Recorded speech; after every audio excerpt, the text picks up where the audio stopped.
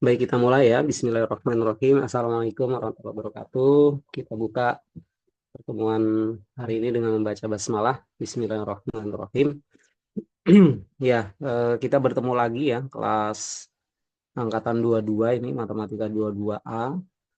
Tetapi dalam kuliah yang berbeda ya. Mudah-mudahan Anda bisa mendapatkan pengalaman kuliah hari ini, eh, kuliah apa? Kuliah teknik riset operasi ya, yang agak berbeda dibanding kuliah-kuliah sebelumnya, gitu ya. Baik, untuk pertemuan hari ini saya tidak penuh menyampaikan materi ya, jadi saya sampaikan di awal pertemuan ini gitu, yaitu paparan apa namanya, paparan RPS gitu ya. Nanti RPS-nya sebentar, RPS-nya saya share dulu nih ke kelas ya. Ya, Anda boleh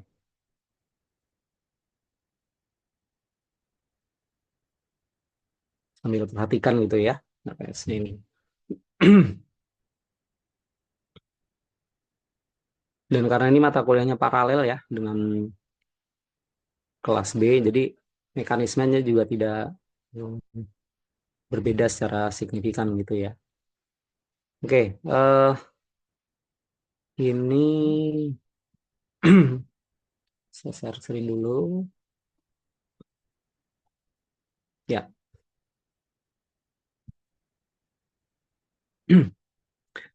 nah yang pertama adalah ini ya RPS-nya.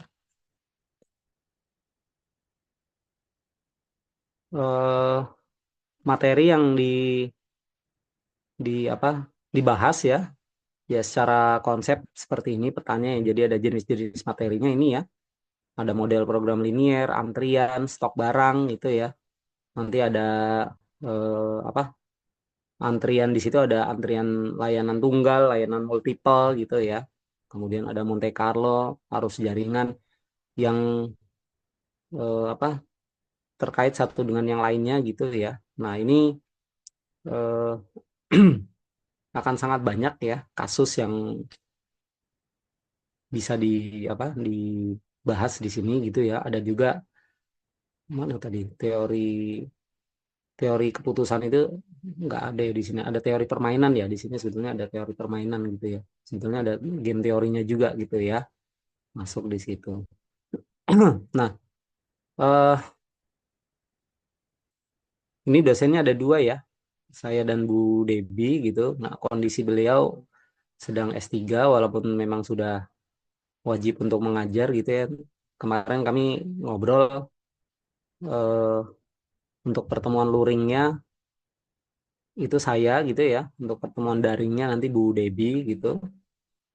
Ya, tapi nanti dalam perjalanannya kalau ada apa penyesuaian ya nanti dimaklumi gitu ya, bisa jadi beliaunya pas sedang di sini ya masuk di kelas Anda gitu ya, dan itu berlaku juga untuk yang kelas apa kelas B-nya juga gitu ya. Nah, ini secara teoritisnya ya, administrasi perkuliahannya nih yang Anda bisa baca sendiri nanti gitu ya, materi-materinya ini gitu ya, model umum matematika dan segala macam gitu ya. Nah, sebetulnya TRO itu ada kaitannya dengan program linier ya. Jadi kalau Anda pernah mengambil mata kuliah program linier, Anda bicara bagaimana memodelkan suatu masalah matematika gitu ya. Kemudian masuk ke dalam berbagai kasus yang bisa diselesaikan menggunakan program linier gitu ya.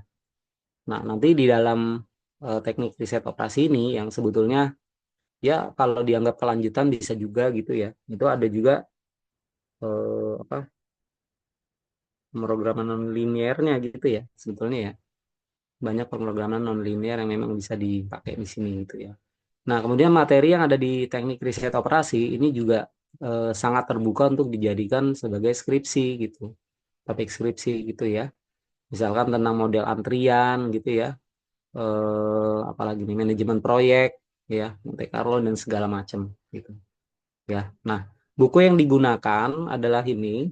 buku utamanya ya. Tetapi nanti terkait dengan materi yang ada di sini itu mau nggak mau harus memerlukan buku tambahan gitu ya. Jadi buku ini gitu ya, kalau nanti Anda lihat, ini yang saya pegang edisi 10 gitu ya, edisi-edisi sebelumnya juga sebetulnya ada gitu ya. Dan ini ternyata saling melengkapi gitu ya. Eh, Hari ini saya sedikit nanti menyinggung di bab satu ya, seperti apa.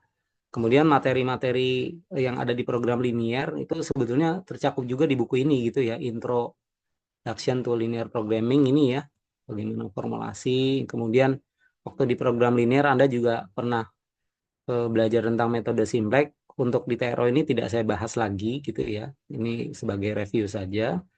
Nah, kemudian ada teori dualitas gitu ya, dualitas primal dual. Jadi kalau Anda mendefinisikan apa model liniernya, model program linier ya, bisa dibuat model lainnya gitu yang dualitasnya ya istilahnya gitu ya. Nah, masalah transportasi di program linear juga mungkin termasuk dibahas gitu ya. Ini juga sebagai review. Nah, nanti di sini apa kita bicara tentang model optimasi jaringan. Nah, di sini mulai masuk nih teknik riset operasi. Jadi kata kuncinya kan teknik riset operasi gitu ya. Jadi di sini kita akan lebih banyak membahas sesuatu yang sifatnya prosedural gitu ya. Nanti ada program dinamis, program ini program bulat nanti kita lihat gitu ya. Kemudian nonlinear nih, pemrograman nonlinear ya. Ini termasuk eh, materi yang sangat menarik dalam matematika gitu ya. Jadi banyak terapannya juga ya. Kemudian nanti ada game teori di sini ya. Ada analisis keputusan, terus teori antrian ya, teori inventory yang model EOKI tadi nih ya. Jadi nanti Anda selama 2 pekan ini ya, pekan ini dan pekan depan akan komunikasi dengan kelas yang B gitu ya untuk mendefinisikan apa nih proses putusan Markov ya untuk mendefinisikan materi dan referensi yang terkait itu ya.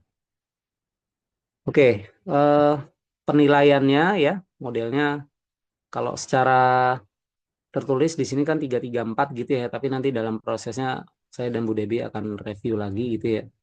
Karena kuliah ini juga akan banyak juga apa namanya tugas gitu ya. Dan yang utamanya adalah tugas presentasi gitu. Jadi kuliah ini nanti akan di apa kondisikan dalam bentuk tugas presentasi. Ya. Nah, ini ada beberapa hal yang mau saya sampaikan dulu sebagai pengantar ya. Jadi ini saya mau mengingatkan kepada Anda yang sudah tahun ketiga ya, semester 6 gitu ya, angkatan 22 ini.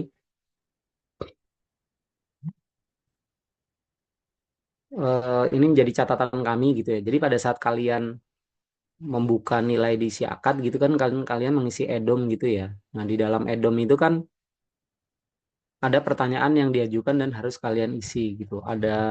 Totalnya ada 24 ya. Nah, ini saya cantumkan gitu. Nah, kami melihat ada pertanyaan-pertanyaan yang sebetulnya dikhawatirkan mahasiswa itu tidak tepat dalam mengisi gitu ya. Contohnya pertanyaan nomor satu gitu ya. Jadi di nomor satu itu kan dosen menyampaikan RPS pada pertemuan pertama. Nah, ini pertemuan pertama ya. Dan ya prinsipnya sebetulnya saya sudah sampaikan ya. Saya sampaikan RPS-nya gitu dan rencana pembelajarannya juga seperti apa gitu. Nah, ketika kalian mengisi di nomor satu 2 3 4 gitu ya. Nah, coba saya tanya nih ke Ulwan nih. Ulwan sebagai PJ ya. Anda ketika memahami angka satu 2 3 4 itu seperti apa coba, Ulwan? Ah, yang di Edom berarti kalau angka satu kan sangat, misalnya kalau satu berarti kan tidak disampaikan, sangat kurang gitu. Kalau dua kurang, kalau tiga cukup, berarti kalau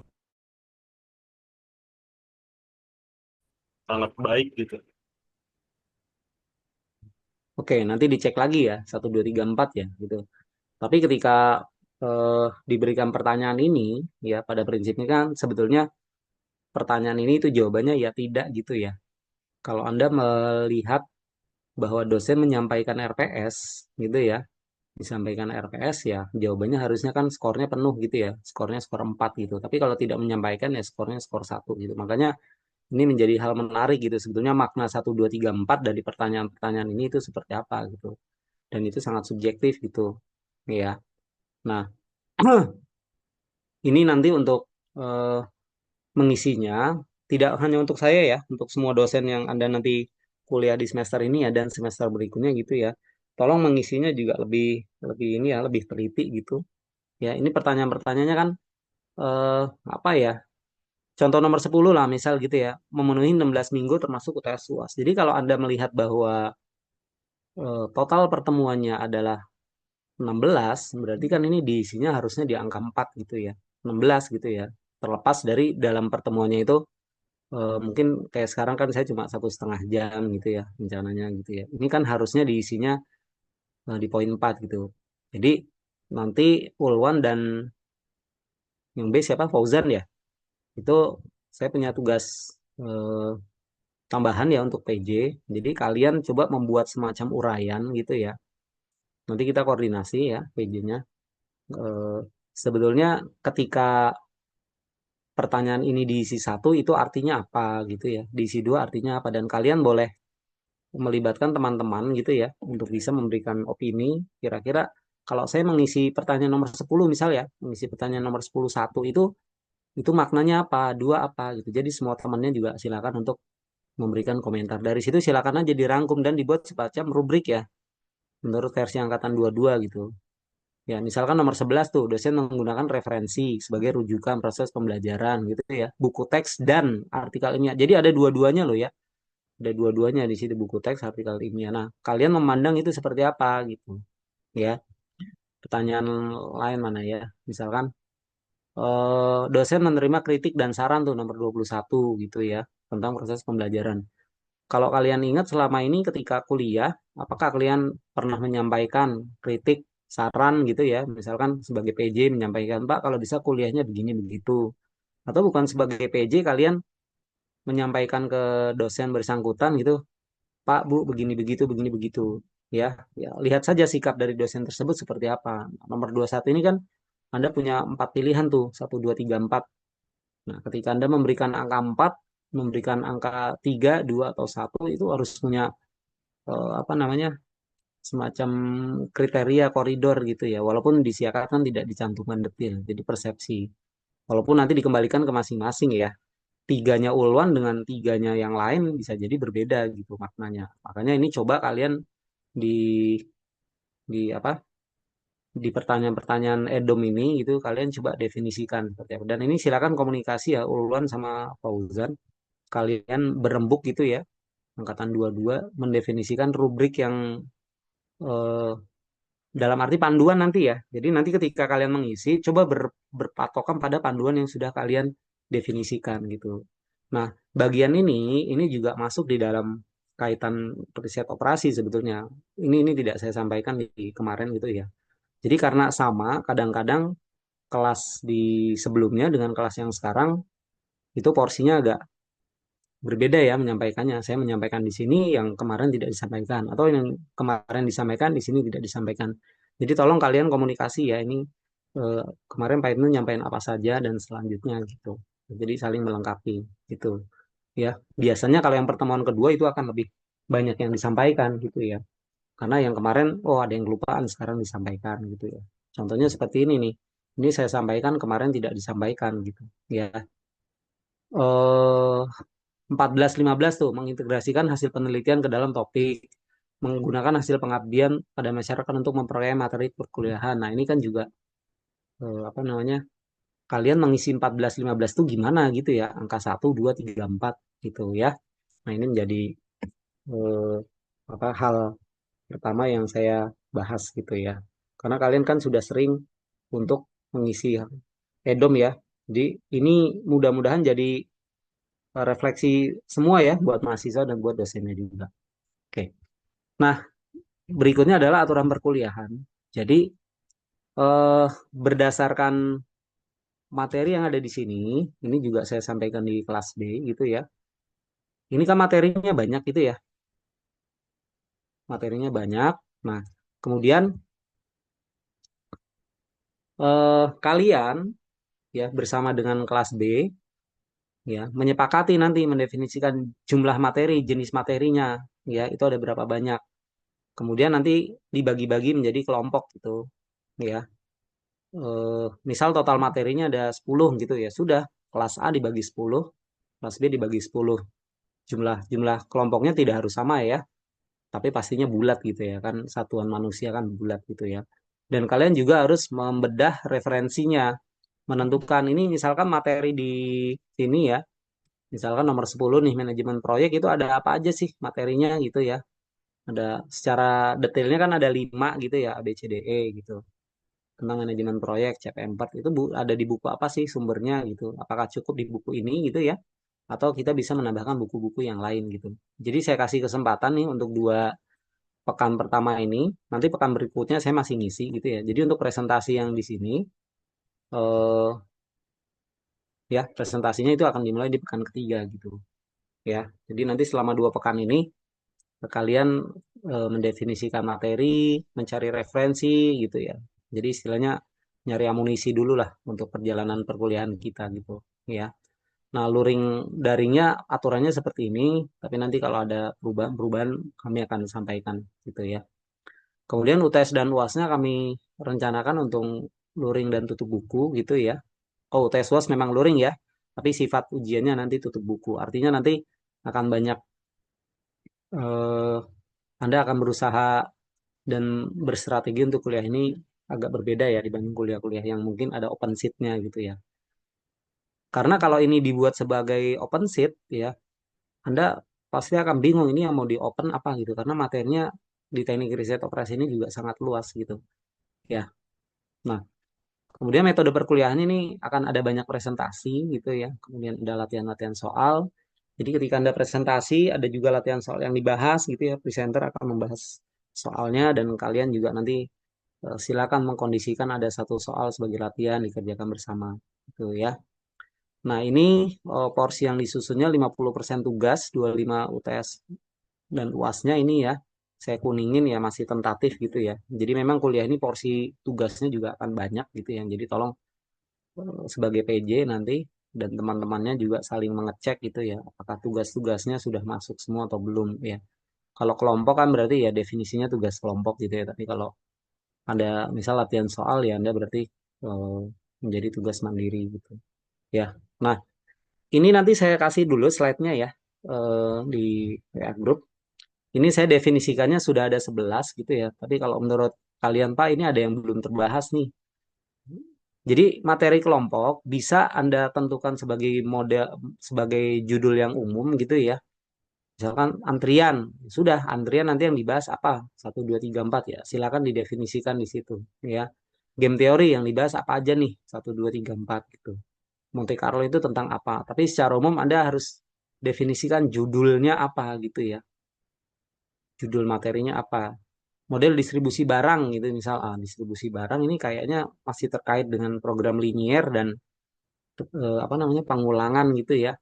Pengulangan program linier ya. It's okay nggak masalah gitu. Model manajemen proyek CPM4 gitu ya. Nah, itu Monte Carlo ini nyarinya di mana ya? Monte Carlo tuh bicara tentang apa sih gitu ya? Optimasi dengan kendala multiple gitu. Nah, ini kalau di program linear kan ada fungsi tujuan, ada kendala. Nah, kendala multiple definisinya seperti apa gitu. Di sini juga tidak masuk nih. Eh, Misalkan apa ya? Eh, Optimasi jaringan ya. Optimasi optimasi jaringan di sini belum masuk gitu ya. Kan di sini ada tuh. Mana tadi?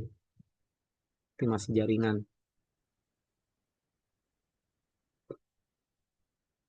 Di sini nggak ada ya optimasi jaringan. Nanti kita, saya juga tetap nanti akan buat detail-detail ininya ya, judul-judul materi ya. Jadi menjadi klop gitu ya. Ya, kira-kira gitu dulu. Eh, Wan di stop dulu coba share screen itunya recordnya. Baik, Pak. Baik, eh, silakan ada pertanyaan dulu sebelum saya lanjut. Saya izin bertanya, Pak. Silakan. Bentar. Tadi kan disebutkan pekan ketiga baru mulai presentasi dan di slide PPT udah ditentukan oleh Bapak materi kelompoknya ada 11. Berarti ini minimalnya gitu ya. Tadi kan disebutkan juga eh, ditentukan atau diskusi dulu dengan PJ kelas B juga ingin ada berapa materi yang ingin dipresentasikan gitu, Pak. Ya, sebetulnya materi yang ada di RPS itu kan bisa kita pecah ya menjadi sekian sekian materi gitu kan. Sekian total materi, apakah materinya besar atau materinya kecil-kecil gitu. Yang 11 tadi saya definisikan itu saya ambil memang dari RPS gitu ya. Itu bisa didetilkan lagi gitu ya. Bisa didetilkan lagi atau bahkan bisa di drop. Kenapa? Karena itu sudah pernah dibahas gitu. Ya misalkan di Ntar dulu. Mana tadi? Eh, kalau yang sudah dibahas di Proklin nggak usah gitu ya. Review review saja sedikit gitu ya. Kan di yang ini ya. Nih, jaringan transportasi gitu ya. Saya kasih kode Proklin gitu ya. Nah, di sebentar. Jaringan transportasi kalau di sini ya. Nih, kan ada istilah pengapalan penugasan gitu ya. Saya juga lupa sih, tapi nanti bisa cek juga gitu ya. Ini kalau memang sudah terbahas ya secara detail gitu ya. Dulu Anda pakai programnya pakai ini ya, pakai solver sampai ke Tora atau KM for Windows gitu di Proclin-nya. Kayak Proclin nggak sama saya, dua-dua ya. Lupa saya. Sama saya nggak, Wan, waktu itu, Wan. Eh, bukan, Pak. Bukan ya, oke lah. Nggak, maksud saya kalau ini memang sudah pernah dibahas ya sudah. Tapi kalau ternyata memang belum dibahas, nggak apa-apa. Ini dijadikan satu di antara sekian materi di dalam ini gitu ya. Jadi kalau Pak ini kayaknya yang bagian nomor 6 di drop saja ya sudah, kita berarti nggak masuk di sini gitu. Nomor 6 tidak dijadikan sebagai bagian materi gitu ya. Jadi pekan ini saya juga usahakan dengan Bu Debi juga menyusun menentukan. Memang kemarin ya tahun lalu saya ngajar di TRO juga ini masuk gitu. Tapi setelah dilihat materinya, oh ini ada pengulangan ya sudahlah nggak apa-apa gitu ya. Tapi untuk yang sekarang saya pengen lebih fokus kita di reset operasinya saja gitu ya. Nanti selain ini saya jelaskan riset operasinya seperti apa gitu. Ya, itu. Itu kira-kira ya Ulan ya. Minimal 11 materi ya bisa jadi gitu ya. Bisa lebih dari itu kan kalian berapa sih? 30 lebih ya yang ambil ini ya. Jadi kelompoknya mungkin nggak banyak ya. Satu kelompok cuma 2 orang, 3 orang gitu. Atau mungkin ada kelompok yang irisan Ulwan. Ya, jadi misalkan Ulwan bertiga, terus kelompok yang lain bertiga, tapi materinya lebih banyak dari jumlah kelompok. Berarti nanti kelompok yang membahas itu mungkin irisan dari kelompok Ulwan dan kelompok yang lainnya gitu. Ya kalian atur aja ini.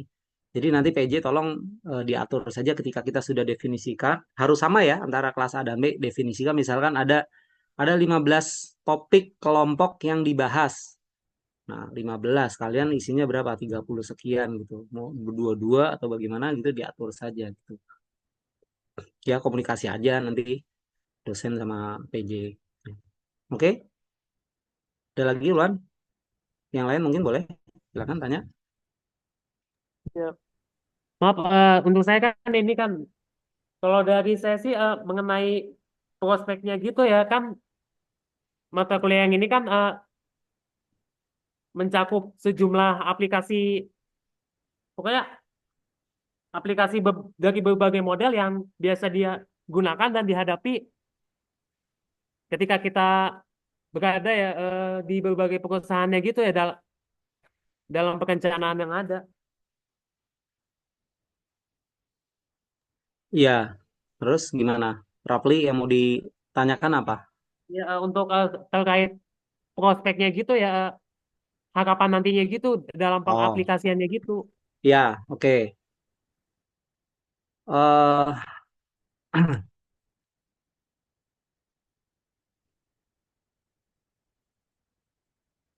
Kalau aplikasi, ya, ini sebetulnya mata kuliahnya menarik ya. Saya suka gitu. Jadi Anda nanti akan lebih melihat bagaimana kita ya sebagai orang yang belajar matematika teori gitu, yang katanya matematika itu abstrak atau apa gitu, itu bisa bisa melihat segala sesuatu dengan lebih matematis gitu ya. Contohnya di teori antrian ya, misal nih ya, di teori antrian. Anda ketika misalkan di bank gitu ya, eh, Anda datang ke bank, kemudian ngambil nomor gitu ya, kemudian nunggu, kemudian dilayani. Dan pelayanannya itu kan kalau di bank mungkin sekali ya, Anda mungkin ke teller atau ke CS selesai gitu ya. Nah, tapi ada juga misalkan Anda datang ke puskesmas gitu ya, atau ke rumah sakit lah, ambil nomor antrian, lapor ke pendaftaran, setelah itu ditensi, diperiksa.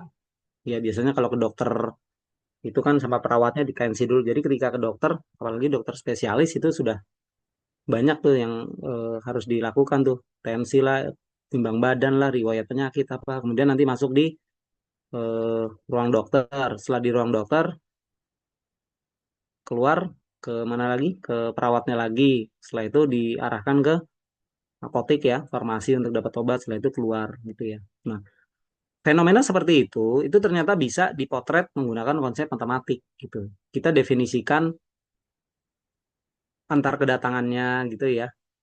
Jadi lo kedatangan kan acak ya, betul acak. Kita tidak janjian gitu ya. Tapi ketika datang ya kan, kita bisa catat tuh waktu kedatangannya. Misalkan di puskesmas kita plot dari jam berapa, puskes buka jam 8 gitu ya. Kita definisikan sampai jam 12 gitu. Itu akan ada berapa kedatangan gitu ya. Kemudian yang sudah datang itu ngantrinya berapa lama. Kemudian di pelayanan waktu waktu pelayanannya ya kita menyebutnya itu berapa lama ya kan sampai nanti keluar di masing-masing pelayanannya itu gitu ya. Nah, kita definisikan itu sebagai sistem ya. Nah, ketika masuk antrian kedatangan pasiennya itu kita definisikan distribusinya. Ketika dilayani ya oleh dokter, oleh si apa namanya petugas tensi, administrasi gitu ya. Itu bisa kita definisikan gitu. Sehingga fenomena itu kita definisikan dalam bentuk model antrian dan model antriannya sendiri itu bisa bermacam-macam sesuai skenario gitu ya. Ada apa namanya pelayanan gitu ya yang dia mejanya lebih dari satu gitu ya. Misalkan untuk administrasi pendaftaran itu kita dapat nomor nunggu, kemudian meja antriannya itu ada tiga gitu. Ya udah nanti nomor sekian ke meja satu, meja dua dan tiga masih ada isinya. Nanti ketika meja dua dan tiga itu ada yang kosong, antrian dipanggil lagi gitu. Dan bisa jadi ketika di meja satu saya misal ya antri di situ saya dilayani mungkin lebih dari 10 menit ya karena saya harus dicek ini dulu itu apa segala macam tapi ada juga yang antrian ke pendaftaran karena berkasnya sudah lengkap si petugas pendaftarannya hanya memeriksa satu dua hal setelah itu sudah langsung gitu jadi waktu tunggu saya dilayani oleh administrasi dengan orang lain bisa jadi berbeda-beda gitu saya datangnya cepat ya orang lain datangnya lambat ya saya datang pagi ya, saya dilayaninya cepat. Orang lain datangnya lambat, dia nunggu dipanggilnya. Misalkan saya datang nomor 10 ya, saya 10 antrian, tapi orang lain datang ketika dia mencet tombol apa tuh, tombol mesinnya gitu ya, yang sedang dilayani nomor 20 tapi dia dapatnya tiba-tiba nomor 50 gitu ya. Itu kan berarti dia ngantrinya sudah lama. Nah, sejak dia datang mengantri sampai selesai nanti keluar dari rumah sakit atau puskesmas, itu dihitung sebagai waktu di dalam sistem. Nah, itu bisa dihitung distribusinya. Nah, kalau dalam skripsi, ya, itu biasanya mahasiswa mengambil data real ya, data pengamatan, kemudian diolah dan nanti ditentukan, oh, di satu tempat ini, di puskesmas atau di bank atau di mana, ini model antriannya adalah seperti ini gitu. Melihat fenomena dari teori-teori yang ada di matematika gitu. Kemudian apa yang terjadi dengan antrian tersebut? Apakah efektif? Misal ini orang di dalam sistem terlalu lama nih. Kenapa ya? Pelayannya cuma satu gitu ya. Tapi ada juga kalau Anda ke bank gitu ya, lihat itu kan sekarang teller itu saya main ke bank gitu ya, yang ada 2NJ itu teller cuma satu. Ya saya kebutuhannya memang hanya untuk apa tuh ngeprint buku gitu ya. CS-nya ada 3 di bawah gitu ya. Teller cuma satu. Ya udah sekarang bank modelnya seperti itu, udah tergantikan dengan ATM gitu ya. Transaksi dengan QRIS. Saya pernah mau naruh gitu uang gitu ya, mau nabung berapa 1 juta gitu, nggak bisa. Ini kan bisa lewat ATM yang apa tuh setor tarik ya. Sekarang modelnya kayak gitu. Kalau dulu kan ya kita mau naruh berapapun 100.000, 500.000 itu dilayani oleh teller. Jadi teller selalu ramai dulu, tapi sekarang kan sudah tidak gitu. Nah, itu fenomena antrian gitu ya. Atau antrian lain ya, misalkan Anda pernah berjalan di ini ya, di satu lalu lintas masuk di lampu merah gitu ya, perempatan atau pertigaan atau di mana, Anda bisa melihat di jam-jam tertentu ya, itu kepadatan terjadi gitu ya. Tapi di jam-jam tertentu juga ya lengang gitu aja. Anda perhatikan detiknya, detik di mana di lampu merah itu ya. eh, normalnya, normalnya itu kan lampu merah selalu lebih lama dibanding lampu hijau ya, kuning hijaunya gitu ya. Nah, tapi saya pernah tuh melihat ada fenomena lampu hijaunya lebih lama dibanding lampu merahnya gitu. Itu ada di daerah Bekasi Timur ya. Perjalanan dari Unisma menuju ke TK Bekasi Timur tuh ya, di seberang apa sih? Masjid DPRD apa ya gitu ya. Nah, itu lama, waktu hijaunya lama gitu. Untuk arus saya gitu ya. Tapi arus yang lainnya gitu ya, yang sebelah kanan sebelah kirinya jelas dia lebih lama lampu merahnya gitu. Nah, itu terjadi kenapa? Mungkin karena arus yang lampu merah, lampu hijaunya lebih lama itu dia jalan besar gitu ya, 4 lajur gitu ya. Tapi lalu lintas yang lain ya, yang kanan kirinya itu dia jalurnya lebih kecil gitu. Jadi mungkin pembuat sistem lampu merahnya itu ya udah yang kecil ini kan arusnya mungkin sedikit gitu ya. Ya memang benar nggak ramai gitu. Jadi lebih membuat prioritas gitu. Jadi dalam antrian kita bisa definisikan yang namanya prioritas gitu ya. Atau kasus lain ya, misalkan Anda kalau pernah ke satu tempat wisata gitu ya, ada istilahnya tiket terusan, ada istilahnya tiket yang perwahana gitu ya. Masuk ke dalamnya itu atau rombongan gitu ya. Anda datang sendiri gitu ya, dengan Anda datang rombongan gitu sudah janjian segala macam. Itu pelayanannya nanti berbeda. Jadi yang datang sendiri dengan rombongan, ya Anda bayangkan kalau rombongan sampai 100 gitu ngantrinya tiap orang satu satu satu gitu.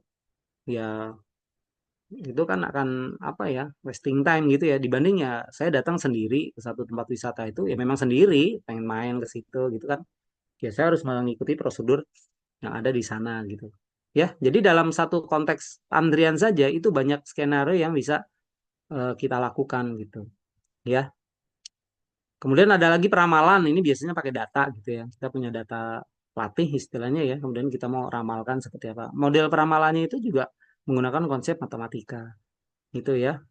Kemudian misalkan apa ya, optimasi jaringan gitu ya, atau manajemen proyek. Contohnya gini manajemen proyek, kalau misal kita mau bangun rumah, oke dananya 100 juta gitu ya. Ini musim hujan. Ya, kalau saya pakai tukang satu atau dua gitu ya, dengan perbaikan yang harus dilakukan sekian gitu, eh ya mungkin 2 bulan selesai gitu ya, dana 100 juta. Tapi karena musim hujan kan saya harus percepat, jangan lama-lama sebulan gitu ya. Oke, apa yang harus saya lakukan gitu? Ya, ya harus tambah ini ya, tambah ininya pekerjanya kan. Nah, pekerjanya jadi berapa? Nah, hitung gitu kan. Berarti kan ada kendala di situ, dananya sekian, waktunya sekian gitu ya. Tapi ada percepatan, ya, ada percepatan dari 2 bulan menjadi 1 bulan gitu. Nah, dalam manajemen proyek itu dibahas gitu, bagaimana kita membuat suatu perencanaan ya, nanti ada istilahnya lintasan kritis gitu ya, critical path gitu. Jadi kalau mau ada percepatan itu bagaimana? Gitu. Nah, tapi dalam manajemen proyek itu juga ada langkah-langkah ya. Jadi kalau Anda mau bangun rumah itu kan nggak bisa langsung pasang atapnya gitu. Gimana mau masang atap wong tiangnya aja nggak ada gitu kan? Oke, mau masang tiang, nancepnya di mana nih gitu. Berarti kan harus bikin pondasi dulu. Ya, oke, bikin pondasi, bikin tiang. Nah, tapi kan Anda juga tahu bahwa ketika membuat pondasi dan membuat tiang itu ada kegiatan lain yang bisa dilakukan. Ya, misalkan apa tuh, gali tempat pembuangannya, septic tanknya gitu ya. Kemudian ya dalam membuat dindingnya itu juga sebetulnya bisa sambil membuat pondasi tiangnya gitu ya. Atau ketika sedang finishing finishing apa tuh, finishing plafon gitu ya, itu sambil ngecat gitu kan. Itu berarti dalam pembuatan rumah itu ada kegiatan yang harus diselesaikan dulu baru bisa melakukan kegiatan berikutnya. Ada kegiatan yang tidak tergantung dengan kegiatan sebelumnya gitu ya, dan bersifat paralel. Ada kegiatan yang dia bisa dipercepat gitu ya, dan seterusnya. Nah, ini fenomena seperti itu ternyata bisa dikondisikan dalam bentuk model. Ini judulnya banyak model gitu ya. Dan ini memang fitrahnya begitu nanti ya dalam teknik riset operasi. Ya, untuk menyelesaikannya kita memang harus membuat model gitu ya. Model kan representasi dari permasalahan gitu ya. Kalau dalam program linear kan Anda mau memproduksi gitu ya, mangkok cangkir, tanah liat dan jam pekerjanya sekian gitu ya. Modelnya apa nanti, misalkan 2x tambah 3y sama dengan sekian ya. 4x ditambah 5y sama dengan sekian. Nah, itu jadi model gitu ya. Eh, atau kalau zaman dulu kan kita beli buku, pensil gitu ya, ada uang sekian gitu ya. Pertanyaannya kalau punya uang sekian dapat buku dan pensil berapa? Nah, buku dan pensil, mangkok cangkir, itu kan kalau kita variabelkan dalam bentuk X dan Y, itu dia harus bulat X-Y-nya gitu ya. Mangkok apa arti 2,5 mangkok kan nggak jelas gitu ya. Walaupun dia optimal ya, tapi dengan hasil yang 2,5 mangkok menjadi tidak realistis. Makanya dibuat sebagai apa, program bilangan bulat gitu ya. Berarti akan masuk banyak asumsi di situ ya. Nah, jadi bagaimana merepresentasikan fenomena ya, masalah itu dalam bentuk model gitu ya. Nah, untuk mendefinisikan model ya kita harus paham dulu apa masalahnya gitu ya, memilihnya seperti apa. Gitu ya. Jadi kalau yang disampaikan Raffi eh, aplikasinya seperti apa ya akan sangat banyak gitu. Tapi di sini kita ingat karena menggunakan konsep matematik gitu ya. Jadi kita potret dulu masalahnya ya. Kita pahami dulu masalahnya seperti apa, baru kita tentukan modelnya seperti apa gitu ya. Oke ya.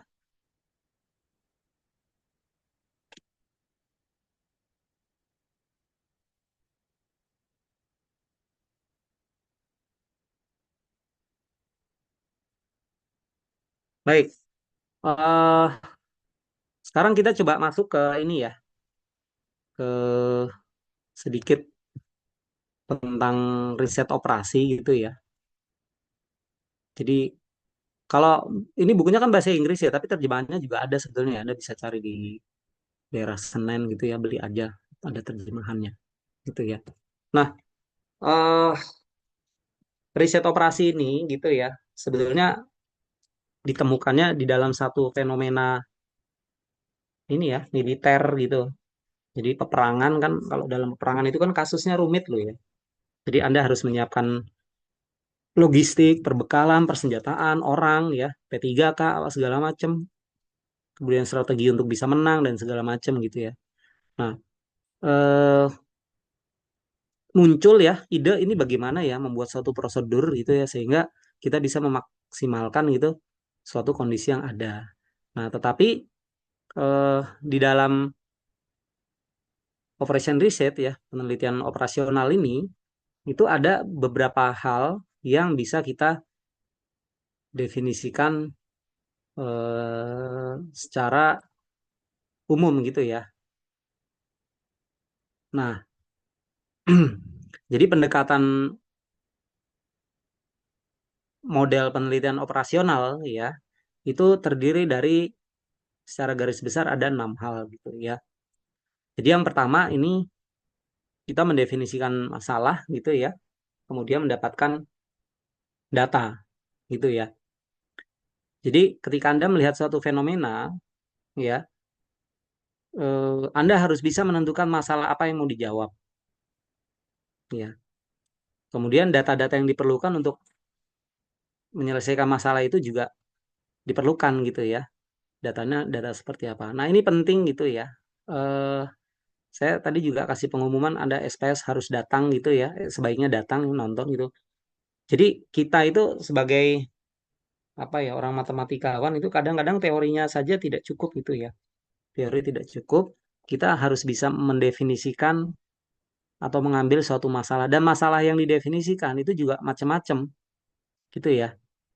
Dari satu fenomena kadang-kadang kita bisa menemukan sekian masalah gitu ya. Masalah yang apa ya bisa muncul itu ya kadang-kadang bergantung dari asumsi ya. Contohnya misalkan nih mau lebaran nih ya. Mau lebaran kan Anda pernah dengar one way gitu ya, satu arah. Coba Anda bayangkan tol satu arah mulai dari kilometer berapa tuh? 70 ya, Cikampek sampai Kali Kangkung 414 gitu ya. Plat 2. Iya.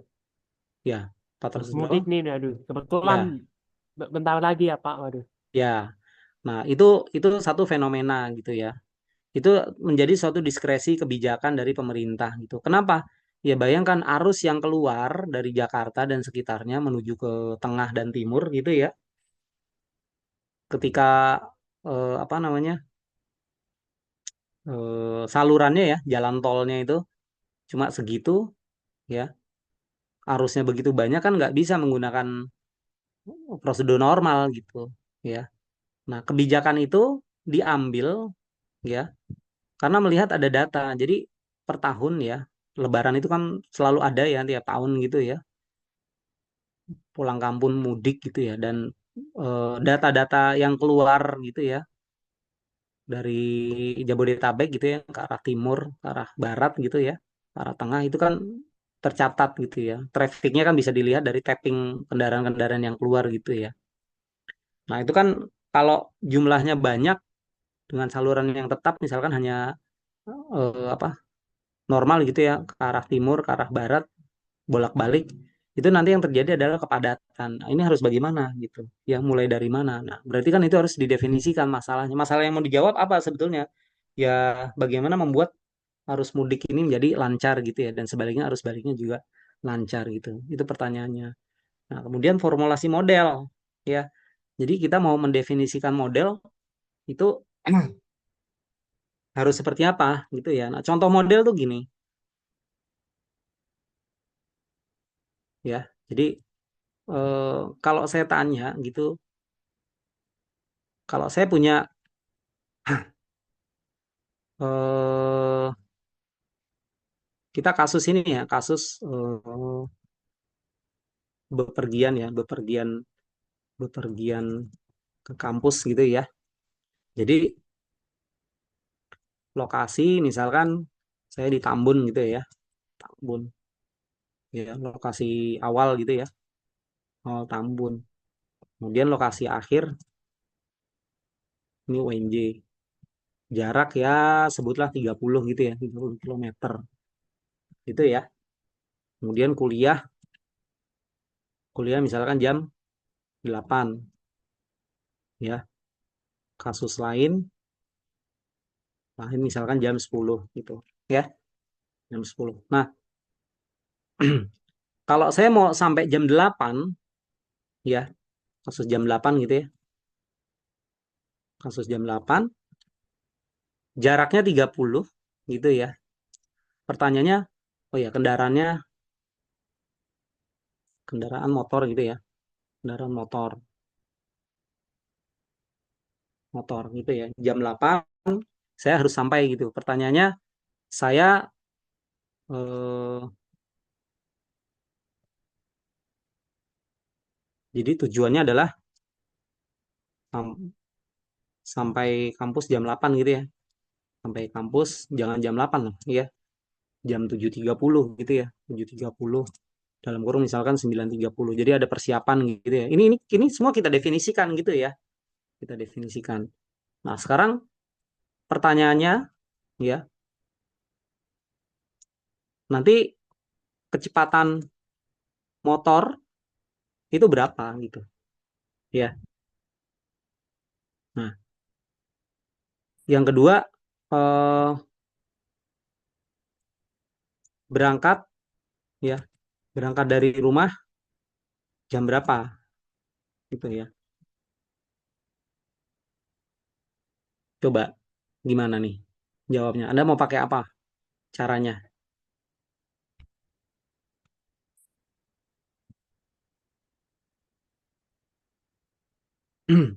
Pakai model apa? Anda punya jarak, Anda punya waktu, Anda punya kecepatan. Anda mau pakai model apa? Berarti variabel yang ada kan ya, jarak, kecepatan, waktu. Apa model yang paling mudah kita gunakan di sini? Ada yang mau komen?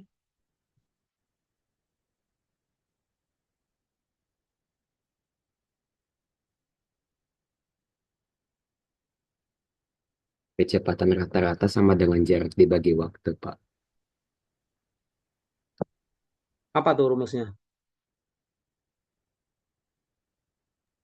Jarak dibagi waktu. Hah? Jarak dibagi waktu atau gini ya, S sama dengan gitu ya, V kali T gitu ya. Ini model umum ya, model umum yang sederhana. Oke. Berarti kalau kita mau eh,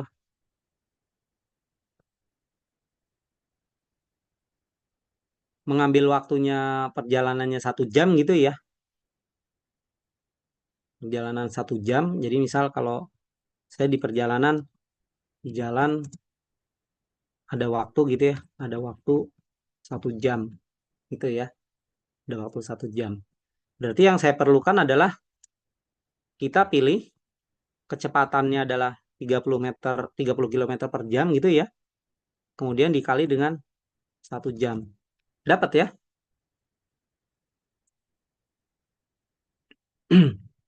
Betul ya? Nah, bagi Anda pengendara motor gitu. Oh ya, kalau 1 jam seperti ini berarti berangkatnya jam berapa nih? Jam sejam ya, berarti jam 6.30 cukup ya? Jam 6.30 selesai gitu. Nah, Anda sebagai pengendara motor, pernah nggak naik motor dengan kecepatan 30 kilometer per jam? Pernah lah ya, kalau lagi macet gitu ya. Nah, itu kan lagi macet.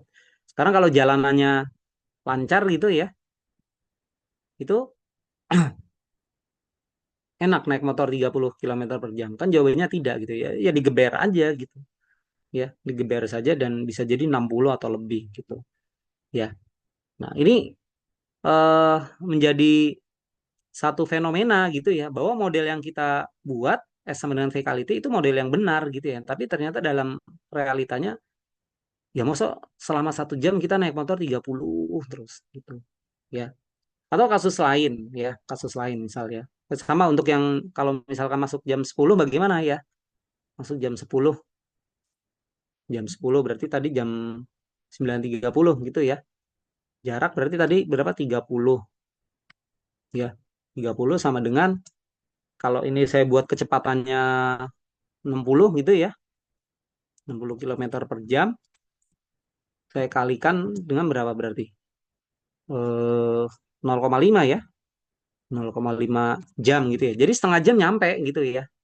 Kalau di jam 9.30 loh kok bisa saya buat 60? Karena jam 9.30 itu kondisi lalu lintas lancar gitu ya, lebih lancar. Lebih lancar. Dari mana? Berdasarkan pengalaman ya, berdasarkan pengalaman. Oke, pengalaman menyatakan bahwa kalau saya berangkatnya siang itu masih dapat lah setengah jam gitu ya, misal gitu ya. Nah, hari apa tuh kemarin yang banjir? Senin ya? Apa Selasa ya? Dengan menggunakan asumsi itu saya Dua berangkatnya hari yang santai. lalu, Ya, dia hari pas Selasa 2 hari ya. yang lalu, Pak. Ya, di daerah Bekasi itu Pas. di mana-mana banjir gitu. Saya menggunakan asumsi yang biasa ya. Saya berangkat agak siang, ternyata banjir, saya harus muter sana muter sini gitu ya, dan akhirnya telat gitu ya. Jadi ternyata ketika dimasukkan variabel tak terduga, variabel pengganggu lah ya istilahnya, banjir gitu, apa yang harus dilakukan gitu? Perjalanan menjadi lebih jauh, jarak yang ditempuh menjadi lebih jauh juga gitu ya, padahal target yang dicapai juga harus sama gitu. Jadi model S sama dengan V kali T ini ya secara umum benar gitu ya, tapi ketika kita lakukan apa namanya perlakuan ya treatment ke dalam satu fenomena ya nggak ini juga ya, nggak sesuai juga gitu. Jadi artinya ada pergerakan yang berubah-ubah sebetulnya. Jadi nggak mungkin Anda naik motor 30 kilometer per jam terus selama 1 jam, itu nggak mungkin gitu. Ya, tapi ternyata dalam eh, realitanya kan ya saya kalau berangkatnya setengah 8 gitu ya, setengah 7 gitu ya, misal itu nggak bisa 1 jam ya, nggak bisa. Jadi ada kondisi lain gitu yang diketahui. Jarak tetap sama gitu ya. Jaraknya 30 kilometer ya. Jam berangkatnya 6.30 gitu ya, sama gitu ya. Tapi ternyata waktu tempuhnya waktu tempuhnya itu menjadi 90 menit gitu ya, 1,5 jam ya, 1,5 jam. Berarti kan kalau S sama dengan P kali T yang tadi ya, maka saya dapat berapa? Yang saya ketahui P-nya ya,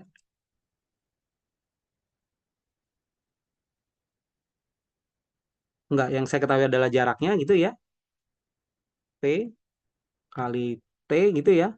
Kemudian di sini adalah 1,5 jam gitu ya. Harusnya V-nya dapatnya berapa ini? 30 per 1,5 gitu ya. Ya.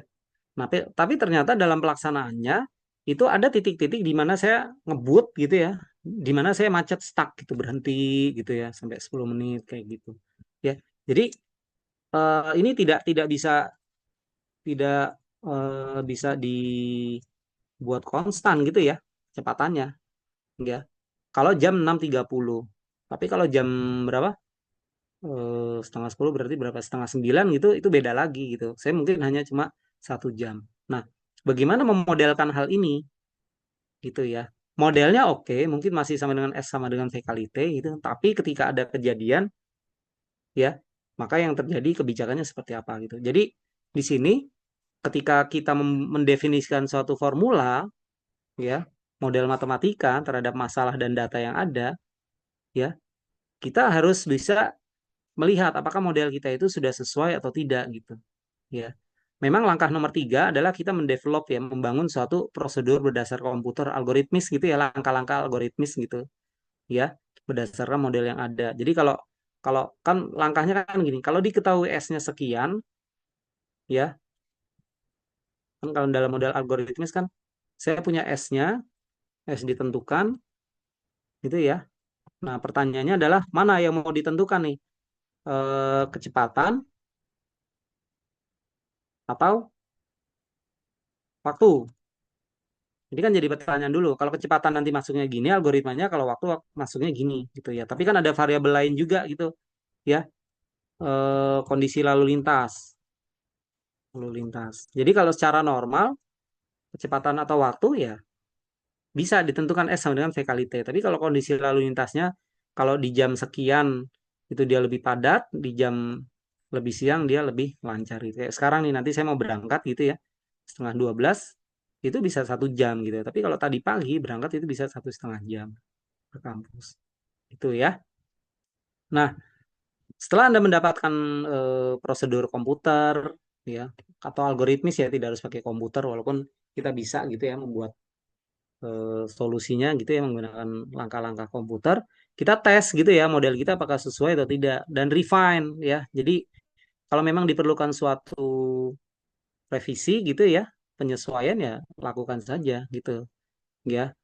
Nah, dalam riset operasi ini memang secara umum ini kan terkait juga dengan manajemen ya, kebijakan keputusan dari suatu instansi gitu ya. Ketika kita eh, punya langkah-langkah seperti ini ya kita harus persiapkan langkah-langkah ini gitu untuk bisa dipresentasikan ke dalam satu manajemen ya. Setelah itu kalau memang di ACC disetujui dia diimplementasikan ya, diterapkan gitu. Sama dengan model apa tuh? Arus balik, arus mudik gitu ya.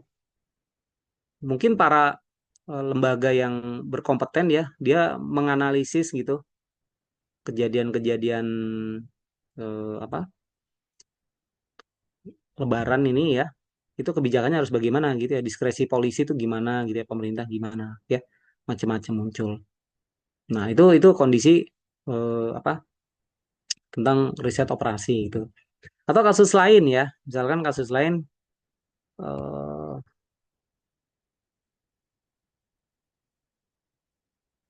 tentang pemilu gitu ya. Kita mengenal istilahnya quick count ya, quick count. Nah, hitung cepat. Ya, kan Anda nyoblosnya jam berapa itu sudah bisa ketahuan kira-kira pemenangnya siapa gitu ya dalam waktu ya sehari itu. Padahal secara jadwal kan KPU setelah setelah apa namanya hari hari pencoblosan itu butuh waktu sekian lama gitu ya. Tapi ternyata ya dengan suatu apa metode sampling gitu ya, metode sampling itu bisa ditentukan ya hasil dari pemilu. Nah, berarti kan butuh teori statistik tuh ya metode sampling. Nah, dalam metode sampling ini kan yang diperlukan adalah eh, pertama jumlah apa sih namanya? Apa namanya? Jumlah surveyornya ya, jumlah surveyornya itu ya. Kemudian lokasi TPS yang representatif ya, representatif. Kemudian nilai errornya gitu ya di pemilu kapan gitu ya. Itu pilkada ya kalau nggak salah. Itu ada error-error yang ada lembaga survei yang memberikan hasil berbeda gitu ya. Dari sekian lembaga hanya satu itu yang Ya, agak margin of berbeda. error-nya pokoknya antara lembaga surveinya itu sendiri sama hasil KPU-nya nanti. Ya, nggak, tapi maksudnya gini, kan lembaga survei itu ada beberapa ya. Mereka berlomba-lomba untuk menunjukkan integritasnya ya, kompetensinya. Nah, kalau secara prosedurnya benar, itu biasanya tidak beda jauh, paling koma-koma aja gitu ya. Tapi ada loh, saya pilkada kapan gitu, dia berbeda sendiri gitu. Ya, dan pada saat itu rame gitu ya, masuklah di televisi gitu kan, dibahas apa, dipertanyakan errornya apa segala macam, dan benar bahwa si lembaga yang memberikan hasil kebalikannya itu ya, memang salah gitu ya, tebakannya salah. Jadi yang menang adalah pasangan nomor sekian gitu ya. Nah, ini menjadi apa namanya menarik gitu ya dari konteks matematika. Ternyata fenomena seperti ini ada teorinya gitu ya, bisa kita definisikan. Gitu ya, tapi harus bagaimana? Nah, ini butuh riset dulu ya, perlu data gitu kan. Kita perlu tahu berapa jumlah pemilih, berapa TPS-nya, kemudian di daerah tertentu gitu, itu katanya kan ada basis gitu ya, basis pendukung A, B, C gitu. Nah, ini juga perlu dipertimbangkan ya. Nah, ada satu fenomena yang menarik juga di dalam riset operasi itu di game teori ya. Kalau game teori kan teori permainan ya main gitu ya. Anda kalau di game teori itu teori permainan ya. Nah, contoh permainan ya. Contoh permainan misalkan apa ya? Sweet gitu ya. Definisi sweet itu kan apa bisa pakai apa batu, gunting, kertas gitu ya, atau apa jempol, telunjuk, telunjuk, sama apa satu lagi kelingking ya. Gitu ya. Kita bermain gitu ya. Nah, dalam permainan sweet seperti ini itu ada kemungkinan ada kemungkinan seri gitu ya. Jadi kalau saya misal main sama Uluan gitu ya, sama-sama telunjuk, sama-sama batu gitu ya, seri sampai ada yang menang gitu ya. Tapi ada juga game yang istilahnya zero sum gitu loh. Zero sum. Jadi ganjil genap ya, ganjil genap. Jadi saya main sama Uluan gitu. Kita sweet nih, menunjukkan jari kita gitu ya, 5 aja jarinya ya. Eh saya sama Uluan tanding. Jadi saya definisikan kalau jumlahnya ganjil menang saya. Tapi kalau jumlahnya genap menang Ulwan gitu. Oke. Sweet gitu ya. Oke, saya keluarkan 2 jari. Ulwan keluarkan 2 jari. Tidak ada janjian tuh ya saya sama Ulwan. Pokoknya ya udah sweet aja. Dua, dua. Dua totalnya 4. Oke, berarti yang menang Ulwan. Jadi dalam satu permainan pasti akan ada yang menang. Gitu ya. Pasti ada pemenang. Tidak ada seri gitu ya. Nah, ini juga bisa gitu ya. Masuk dalam konteks riset operasi gitu. Jadi bagaimana kita berstrategi intinya gitu ya. Nah, terkait dengan strategi, ini saya masih masuk di pemilu juga ya. Ini menariknya di Indonesia, mungkin Anda pernah tahu ya, dan ya sering melihat biasanya kalau eh, pemilihan kepala daerah gitu ya, atau kepala negara itu, basis-basis pendukung partainya itu selalu menang gitu ya, selalu menang. Jadi misalkan di wilayah A ya, wilayah A ini basis calon satu gitu ya, wilayah B ini basis calon dua, wilayah C ini netral gitu ya, wilayah D ya cenderung ke calon satu misalkan 60% gitu ya, wilayah E gitu ya. Ini data dari survei, dari penelitian gitu ya, nggak tiba-tiba cenderung ke calon dua ya. Ini berapa misalkan 70% gitu ya. Nah, kalau dalam pemilu itu kan semua calon harus itu dong kampanye di semua ini gitu ya. Nah, pertanyaannya adalah strateginya gimana nih? Strategi kampanye yang dilakukan gitu ya. Karena kalau calon dua cuap-cuap di wilayah A itu kayaknya ngabis-ngabisin ini aja ya, ngabis-ngabisin sumber daya gitu, uang waktu ya. Biasanya ya akan menang gitu. Ya, wilayah B sebaliknya calon satu kalau kampanye di wilayah B nyape-nyapein gitu. Udah yang datang sedikit gitu ya. Wilayah C, nah ini kalau wilayah C gimana nih? Nah, calon satu dua ya perangnya habis-habisan nih di wilayah C gitu. Tapi masalahnya Iya, wilayah Kak. A Pokoknya seimbang gitu. ya misalkan isinya dia cuma 100 orang gitu ya. Wilayah ini misalkan 250 orang. Wilayah netral ini misalkan 500 orang gitu ya. Nah, ini misalkan berapa? 400 orang gitu ya. Yang ini misalkan 300 orang gitu ya. Ini data, main data ya. Pertanyaannya apa, strategi kampanyenya gimana gitu. Ya, DPT, daftar pemilih tetapnya segini, yang nyoblos yang nggak tahu gitu ya. Kan kalau dalam pemilu macam-macam tuh ya. Kita berharap menang gitu di situ, tapi yang nyoblos sedikit. Wah, susah gitu ya. Jadinya malah nggak menang atau berbalik gitu. Belum lagi track record calon. Wah, kan itu juga penting gitu ya. Nah, tapi kita berpikirnya secara teoritis dulu, data bersih ya. Kenapa saya sebut data bersih? Karena gini, ini menariknya pemilu. Kalau di Indonesia, ya, biasanya ini yang terjadi, wilayah yang basis calon satu gitu ya, itu calon lain agak susah untuk menang.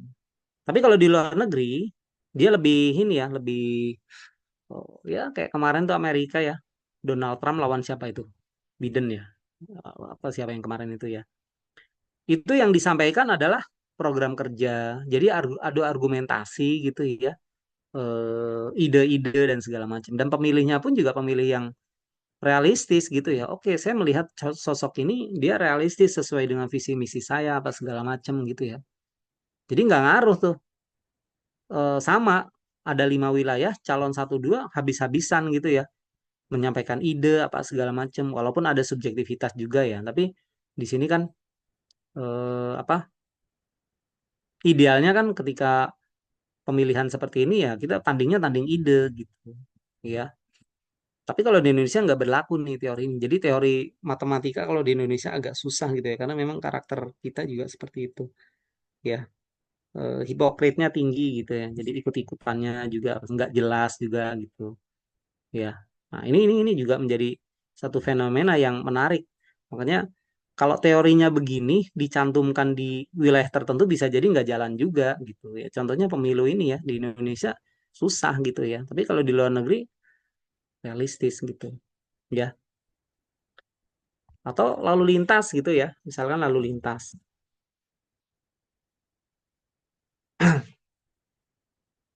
eh Anda kalau naik motor gitu ya di perempatan lampu merah gitu ya, perempatan gitu ya, perempatan lampu merah gitu ya. Itu kan sudah ada tuh ya aturan lampunya nyala sekian, merahnya sekian detik gitu ya. Merah, kuning, hijau gitu ya. Ini yang jadi pertanyaan adalah lama lama waktu lampu menyala ya, atau pergantian lampunya bagaimana menyusunnya gitu ya. Jadi kan ada daerah yang memang padat, ada daerah yang memang jarang gitu ya. Teorinya seperti ini gitu ya. Nah, ini bisa didefinisikan. Ini bisa pakai antrian, bisa juga pakai graf gitu ya. Macam-macam solusinya gitu ya. Dan apa pelaksanaan metodenya gitu ya, melihat waktu ya, jam jam sibuk dan jam lengang gitu ya istilahnya.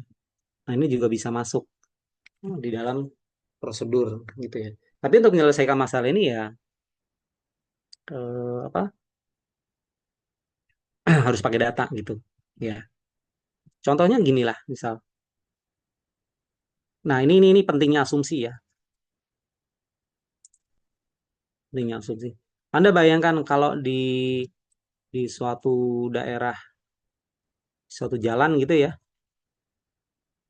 lama lampu merahnya, lama lampu merah itu misalkan 15, jangan 15, 60 detik gitu ya.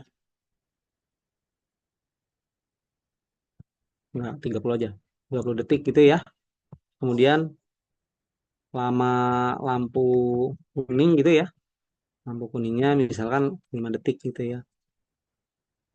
Terus lama lampu hijau ini biasanya 20 gitu ya. 5 Misal 20. detik lama lampu hijau tergantung bisa lampu merah Pak bisa hijau bisa setara lampu merah atau malah lebih Biasanya ini. biasanya lebih pendek. Enggak, ini misal di suatu jalan ini data kita kumpulkan gitu ya. Nah, kemudian kita asumsi kedatangan kendaraan ya, kedatangan kendaraan itu eh, misalkan berapa ya? 10 per menit konstan gitu ya, konstan. Ini asumsi. Nah, pertanyaannya apa lagi? Asumsi panjang jalan ya, ada panjang jalan gitu misalkan berapa? Panjang jalan 200 meter gitu ya, 200 meter. Kemudian panjang kendaraan motor sajalah, panjang kendaraan misalkan berapa panjang kendaraan? 2 meter ada nggak? 1,5 mungkin 2 meter lah ya. Mobil kan mungkin 4 meter mungkin ya. Mobil kan 4 meter ya. 1, 2, panjang mobil berapa sih? Sekitar 3,5 meter gitu ya. 3,5 meter gitu ya. Nah, pertanyaannya ketika data ini dilakukan, ya, kita jalankan gitu, data ini, apa yang terjadi ya dengan lalu lintas ini gitu? Apakah terjadi penumpukan apa namanya kendaraan di lalu lintas ini? Ini satu arah saja ya, satu arah. Misalkan kita asumsikan ini dari arah Pemuda ya, lalu lintas dari arah Pemuda gitu ya. dari kampus A ya, dari kampus A UNJ. Nah, lampu merahnya kan belok kirinya ke bypass, belok kanan nggak ada ya, langsung bablas terus putar balik ke yang arah bypass ke arah Cempaka Putih sama lurus yang ke arah Manggarai gitu ya. Nah, tapi kita lihat dari satu jalan saja gitu. Apa yang terjadi? Apakah terjadi penumpukan kendaraan ya, penumpukan kendaraan. Nah, ini kan harus dihitung gitu ya. Anda buat semacam apa tuh? Ya pemrograman komputer sedikit programming gitu ya. Kita run ya, kita jalankan, kita simulasikan gitu ya, 30 detik, 5 gitu ya. Tapi asumsinya ini ya, asumsinya ketika hijau itu mobil langsung jalan gitu ya. Lah kan kalau di Indonesia kan hijau gitu ya. Hijau kalau Anda yang pernah bawa mobil gitu, oh hijau, masukkan gigi ya kan, lepas rem tangan, baru gas jalan ser. Nah, itu udah berapa tuh, 2-3 detik sendiri gitu ya. Jadi nggak 30 ser gitu langsung jalan, nggak gitu ya. Terus ketika misalkan lampu merah gitu ya, ya mungkin kita kita juga sering melakukan gitu ya. Kalau lagi lampu merah, lagi di perempatan terus dari jauh udah kelihatan lampu kuning gitu ya, lampu kuning, yang kita lakukan apa biasanya? Ngegas atau ngerem? Kayaknya ngegas gitu ya, lebih banyak ngegasnya dibanding ngeremnya, tapi ada juga yang ngerem gitu. Nah, itu kan eh, logikanya, lo- lampu kuning itu kan siap-siap jalan dan siap-siap berhenti gitu ya. Kalau lampu kuning harusnya direm bukan malah digas gitu. Kan yang terjadi sudah merah, tetap aja ada yang lewat dari eh, lampu merah itu gitu. Walaupun sebetulnya ketika kita merah, di depan kita itu dia tidak serta-merta jalan, ada jeda dulu, yaitu yang disebut lampu kuningnya itu ya. Ada jeda dulu, kan biasanya ada arus tertinggal ya, kalau di lampu di perempatan yang besar itu ada semacam garis silang gitu ya, itu ada pembatas. Jadi kalau sudah merah dan dia masih ekor arus kendaraan, ya dia boleh untuk lewat gitu ya. Tapi kalau sudah merah tapi dia belum masuk ekor, harus berhenti gitu, itu kebijakannya. Dan kalau ketahuan polisi itu ditilang gitu, nah itu kebijakannya. Tapi kalau di Indonesia kan ya enggak ya, gas gas aja gitu ya. Atau bahkan sudah merah, ya kita berhentinya di bagian depannya gitu. Nah, yang begini-begini kan bisa dimodelkan. Anda bikin program di run ya, dilihat berapa lama gitu ya. Panjang di jalan 200 meter akan terjadi kemacetan nggak dalam berapa lama. Nah, hal-hal seperti ini kalau secara konstan itu bisa dimodelkan ya. Tapi dalam realitanya ya, kalau ini dijalankan terus, kita kadang butuh penyesuaian gitu ya. Makanya pengamatan itu penting, data itu penting di sini gitu. Makanya eh, di waktu-waktu tertentu bisa jadi apa namanya, durasi lampu lalu lintas ini akan menyesuaikan gitu. Di pagi mungkin lebih lama untuk arah tertentu ya, tapi di waktu siang ya disamakan semua perempatan gitu, bisa jadi seperti itu ya. Nah, hal-hal seperti ini butuh penelitian ya, butuh apa, suatu operasional untuk menyelesaikannya. Nah, jadi ini contoh-contoh saja ya, bahwa kita nanti akan bisa melihat bahwa matematika yang kita pelajari itu ya, itu ketika dibenturkan pada suatu masalah ya, untuk menyelesaikan masalah tersebut kita perlu langkah-langkah gitu ya. Dalam pemrograman dinamis misalkan kita nanti harus membagi tahapan-tahapan dari permasalahan tersebut. Kemudian untuk menyelesaikannya kita gunakan prosedur matematis, pemodelan yang di apa dipilih gitu ya, itu juga harus sesuai gitu. Setelah itu coba kita terapkan nanti hasilnya seperti apa. Kemudian ketika nanti ada asumsi lain yang diubah gitu ya, kayak tadi kan ada banjir gitu ya, apa yang terjadi, jalannya ketutup apa. Nah, hal-hal seperti itu kan butuh kebijakan atau diskresi yang cepat juga. Gitu ya, kira-kira gambaran yang akan ditemui. Dan masing-masing materi ini punya karakteristiknya sendiri gitu ya. Eh, Distribusi barang gitu ya, manajemen proyek, Monte Carlo nanti seperti apa, antrian juga kasusnya kan macam-macam. Ada antrian prioritas, ada antrian normal gitu ya. Ada antrian dengan pelayanannya satu atau pelayanannya banyak gitu ya. Kemudian ketika masuk ke dalam sistem itu si pelanggan ya istilahnya, itu apakah masuknya hanya lewat satu jalur atau lewat berapa jalur, nah itu semua bisa kita definisikan gitu ya, sesuai skenario yang ada. Dan tema-tema ini juga bisa dijadikan sebagai tema skripsi gitu ya, dalam matematika ini masuknya masuk terapan ya. Model model apa tuh, kalau model penyakit ya, model demam berdarah, nah ini tidak masuk di riset operasi ya, karena dia dia menggunakan persamaan diferensial gitu ya, tidak masuk di situ secara, tidak masuk di riset operasi Ya, secara yang sudah terlanjur dipelajari di sistem dinamik ya. ya, pendekatannya berbeda. Walaupun matematika itu sebetulnya terhubung ya, satu dengan yang lain, tidak terpisah secara ekstrim gitu, enggak gitu ya. Analisis dan aljabar, apakah sesuatu yang berbeda? Ya, secara namanya iya, melihatnya berbeda gitu ya. Tapi berapa banyak konsep-konsep aljabar masih bisa dijelaskan secara geometris? Contohnya apa? Vektor gitu ya. Vektor kan ini masuknya geometris atau aljabar sih gitu ya. Tergantung Anda mau melihat dari mana dulu gitu ya. Konsep limit dari sisi analisis atau dari sisi geometrisnya bisa dilihat seperti apa tuh ya. Tapi masing-masing kita biasanya ada kecenderungan. Saya lebih cenderung, lebih seneng gitu ya konsep statistiknya karena ngotak-ngatik data, senang programming apa bisa, atau saya teoritis aja lah, otak-atik gitu ya. Ada bimbingan saya tuh sekarang nih angkatan 21, dia sedang membahas, Anda tahu ini ya, hasil kali produk ya dari suatu vektor ya. Itu kan vektornya misalkan U cross V gitu ya. Itu koordinatnya kan selama ini maksimal 3 gitu ya. Tapi vektor dengan dua komponen ya, vektor di R2 itu cross produknya kan tidak didefinisikan gitu. Nah, dia membahas gitu ya, kalau vektor di ruang berdimensi n secara umum hasil kalinya bagaimana. Nah, itu konsep aljabar ya. Memang berangkat dari artikel gitu ya. Eh, Tahapan mahasiswa itu kan kalau dalam skripsi dia sebetulnya belajar bagaimana meneliti. Nah, meneliti itu tahapnya adalah Anda harus memahami masalah. Untuk memahami masalah, Anda berangkat dari kajian literatur gitu ya. Anda melihat permasalahan ini itu sebetulnya sudah dibahas oleh eh, artikel-artikel seperti apa sih gitu. Kemudian pendekatan-pendekatan yang sudah dilakukan seperti apa gitu. Ya, nah, Anda mau melakukannya seperti apa?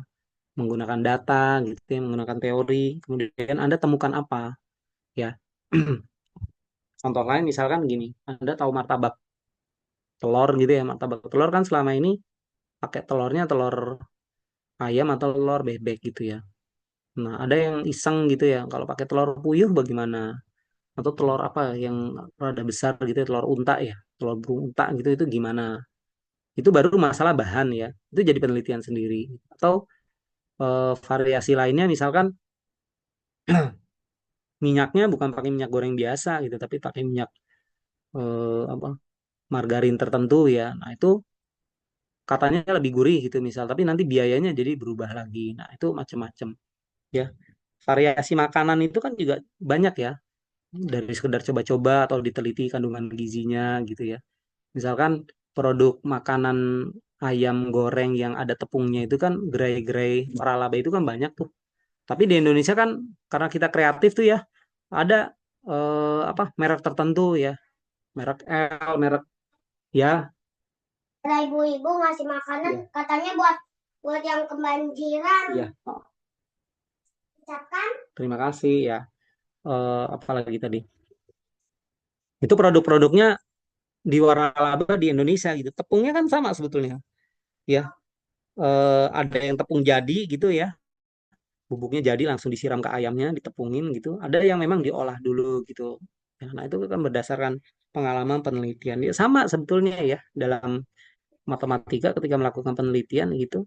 Makanya nanti Anda kalau kalau datang di SPS itu ya Anda lihat, oh, kakak kelas Anda, teman Anda melakukan penelitian tentang ini. Kalau Anda tertarik temanya tentang itu, ya coba cari referensi tentang itu. Kira-kira Anda mau membahas bagian mananya, ya. Jadi banyak sekali keilmuan kita di matematika itu masuk ke dalam berbagai bidang, ya. Nah, ini sisi yang kita harus syukuri sebagai orang yang belajar matematika, bahwa semua fenomena, banyak fenomena yang terjadi sehari-hari itu bisa kita pandang sebagai fenomena matematika. Nah, mudah-mudahan nanti setelah belajar riset operasi ini Anda memiliki cara pandang yang lebih bijak ya, bagaimana melihat segala sesuatu itu dikaitkan dengan keilmuan yang kita pelajari ya. Oke, untuk pertemuan awal hari ini kira-kira itu dulu ya gambarannya. Kalau RPS-nya nanti Anda bisa baca-baca saja ya. Jangan terpaku banget dengan itu. Karena nanti pelaksanaan kuliahnya juga fleksibel ya. Tapi koridornya adalah banyak presentasi. Dan kesempatan Anda nanti untuk bisa apa menyampaikan bagaimana apa namanya kemampuan Anda dalam presentasi belajar ya. Memahami masalah, menyampaikan ya. Kemudian bagi yang mendengarkan presentasi temannya mencoba memahami dan berlatih dari soal-soal yang diberikan gitu ya. Jadi kolaborasinya ini sangat kuat ya antara dosen dan mahasiswa gitu. Referensinya juga Anda harus cari yang kuat gitu dari manapun referensinya ya. Silakan dari medsos, dari buku, dari artikel Anda gunakan itu silakan saja gitu. Ya, jadi RPS cuma koridor umum saja ya. Nanti materinya kalau memang kita bisa penuhi semua, kita kejar gitu ya. Dan UTS-nya, UAS-nya kan juga apa namanya tertutup ya. Ya mungkin sebagai spill saja, mungkin soalnya ngambil dari buku lah gitu. Mungkin ya saya kepikiran. Tapi kalau nanti saya ketemu fenomena yang bisa saya ambil jadi kasus open problem ya, ya itu juga bisa saya ajukan sebagai materi yang ada di UTS UAS gitu ya. Pokoknya berproses lah. Ini kuliah yang open banget gitu. Pengembangannya itu masih sangat banyak. Ya. Prinsipnya kan dalam matematika itu Anda kuasai konsep dasarnya, baru Anda bisa kembangkan. Kalau Anda tidak menguasai konsep dasarnya itu agak sulit nanti gitu ya. Nah, tapi TRO ini Anda belajar sedikit konsep dasar, Anda belajar aplikasinya juga gitu ya.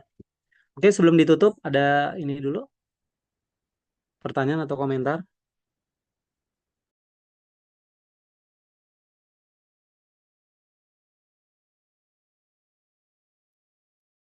Cukup, Pak. Cukup ya. Oke. Mudah-mudahan ada yang bisa hadir nanti ya. Ada 2 orang itu angkatan berapa? 19 ya itu. Ya. Oke, nanti Ulon kita komunikasi juga dengan Fauzan. Pekan depan saya masih materi. Ini pertemuan awal Bu Debi belum masuk, nggak apa-apa karena biar sama saja dulu persepsinya. Nanti pekan depan yang ngisi apakah kalau luring ya kan kelas A berarti luring ya insya Allah masih saya. Yang kelas B-nya nanti saya belum tahu itu ya. Pokoknya kami sebagai dosen mengejar yang 16 itu ya termasuk tes UAS, kemudian kewajiban-kewajiban kami yang ada di pertanyaan-pertanyaan itu coba kami penuhi. Nah kalian nanti sebagai mahasiswa belajar gitu ya, benar-benar dimaksimalkan untuk kuliah di 122 ini ya. Oke, kita tutup dengan membaca hamdalah. Alhamdulillahirrahmanirrahim. Terima kasih. Assalamualaikum warahmatullahi wabarakatuh. Ya, Waalaikumsalam Waalaikumsalam warahmatullahi warahmatullahi wabarakatuh. wabarakatuh. Selamat siang. tutup, Wan. Recordnya, Wan.